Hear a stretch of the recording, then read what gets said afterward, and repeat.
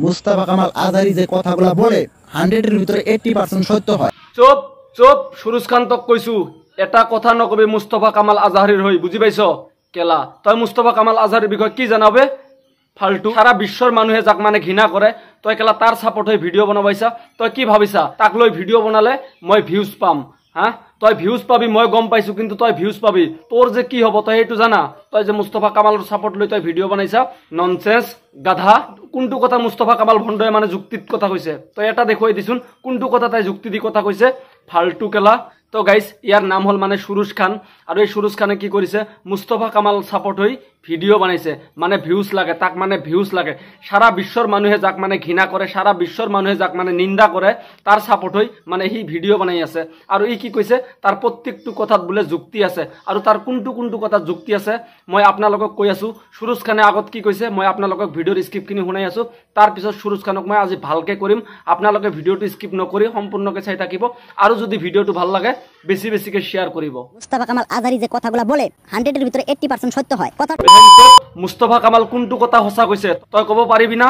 দাঁত ভাঙি দিম। মুস্তাফা কামালে যিবিলাক কথা কৈ আছে, মুস্তাফা কামালৰ জন্মৰ আগৰ পৰাই আমি এইবিলাক কথা বুজি পাওঁ, আমি এইবিলাক কথা গম পাওঁ। বেহেন আজি মুস্তাফা কামালৰ সাপোর্ট লৈ ভিডিও বনাব আহিছা। কেলা তই মুস্তাফা কামাল চামচা হৈ কেলা তই ভিডিও বনাই আছা, হয় না নহয়? কেলা দালালি কৰিব আহিছা, দালালি নকৰিবি, বুজি পাইছ?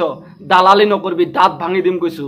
আমি কিন্তু আজ পর্যন্ত মুস্তাফা কামাল আজহারি কিনে ভিডিও বানাই নাই। তুই মুস্তাফা কামাল আজহারিক লৈ কি ভিডিও বানাবি? তোর মাথাত তো কোনো বালাই নাই, তোর মাথাত যিবিলাক আছে সব গোবর। তই তো মুস্তাফা কামাল আজহারিক লৈ কি ভাল ভিডিও বানাবি? তই কোনটো ছোৱালী কত কি কৰি আছে, কোনটো ছোৱালী কত নকৰি আছে, তই তো এইবিলাকৰ পিছে পিছে মানে ঘূৰি থাকা। তই মুস্তাফা কামাল আজহারিক লৈ তই কি ভিডিও বানাবি? আর মুস্তাফা কামাল ভিডিও বানায় মানে ইসলাম বিরোধী কিছু কথা বলে, আর মুস্তাফা কামাল আজহারি কিন্তু একজন ইসলাম ধর্মাবলম্বী মানুষ। তই কি ভাল জানাবে? মুস্তাফা কামাল কোন ধর্মের মানুষ? খালি দাড়ি টুপি রাখিলে মুসলমান নহয়, বুঝি পাইছ?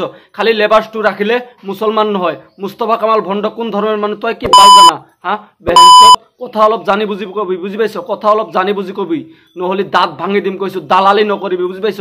মুসলমানের হই কেলা দালালি নকরিবি। মুস্তাফা কামাল যে পদ্ধতিটা নিছে এটা কিন্তু ভুল, কিন্তু যেটা উদ্দেশ্য সেটা কিন্তু সঠিক।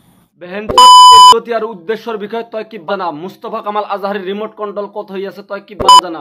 সত্যরঞ্জন বরা মুস্তাফা কামাল আজহারিক লগাই দিছে, তই ইসলাম ধর্মের বিরোধী কর আর আমার লগত থাক, যিমান টকা পয়সা লাগে আমি তক দিম, বুঝি পাইছ? সুরজ খান কান খুলি শুনি রাখ, তই যদি মুস্তাফা কামাল আজহারি দালালি হয়ে যেটু ভিডিও বনাইছা, এই ভিডিওটো যদি তই ইচ্ছা মতে ডিলাইট নকৰা আৰু তোৰ ফেসবুক পেজটো কি হব মই কব নোৱাৰো।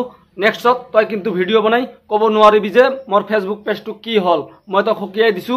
তই যদি ভাল কিবা এটা কৰিব বিচাৰা তই এই ভিডিওটো ডিলাইট কৰি দি আৰু ৰাইজৰ ওচৰত ক্ষমা খোজ যে মই মুস্তাফা কামাল আজহাৰিৰ সাপোৰ্ট লৈ কোনো ভিডিও নবনাও। তো গাইস আজিৰ ভিডিওটি এইখিনিয়ে, আৰু যদি আপোনালোকৰ ভিডিওটো ভাল লাগে লাইক কমেন্ট শেয়াৰ কৰিবা আৰু আমাৰ ফেসবুক পেজটো ফলো কৰি আগুৱাই লৈ যাবা।